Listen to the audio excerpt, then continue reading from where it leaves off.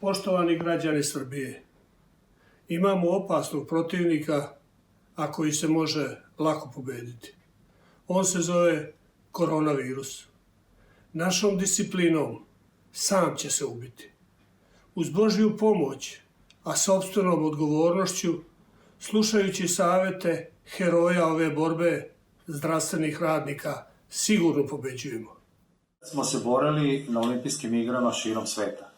Radili smo to disciplinovano i zato smo pobeđivali i osvajali medalje za našu zemlju. Danas naša zemlja traži od nas da ponovo budemo disciplinovani i ostanemo kod kuće. I ponovo pobeđujemo. Ovoga puta nekog nevidljivog.